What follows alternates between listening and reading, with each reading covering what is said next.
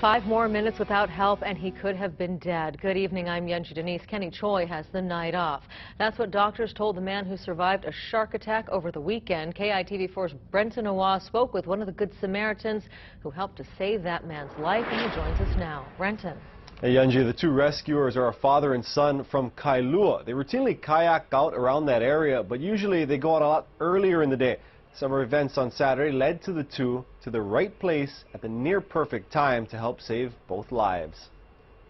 We're looking at the guy right now. He's in a bad condition. Looks like his condition could have been worse had two kayakers not shown up at just the right moment. I didn't get a really good detailed look, but from what I saw, his feet were hanging off kind of by threads of skin.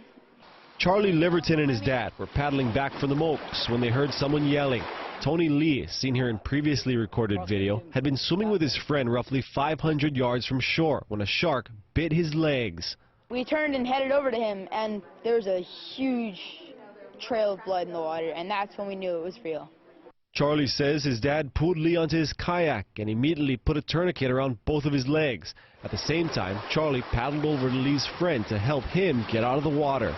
And right as I was going over to the friend, I saw the shark, and he was like right under me, basically. Like I went right over him, and it was a big shark. Charlie says the tiger shark was about 7 to 8 feet long and stayed nearby while he and his dad were rescuing the swimmers. The man Charlie saved is Mazin Abbas. What made the big difference is those two people that were out there, the dad and his son, because they were there to react.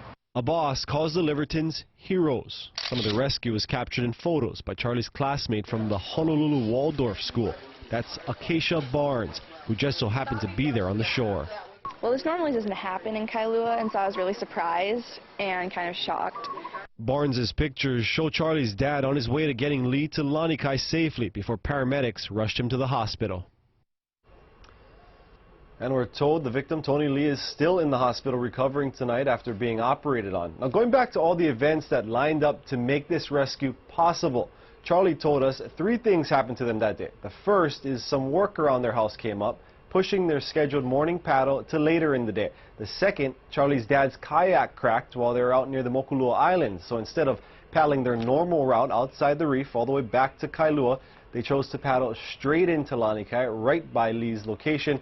And lastly, right before going out that day, Charlie's dad changed his short sleeve shirt out for a long sleeve, making 2 tourniquets possible. Benji?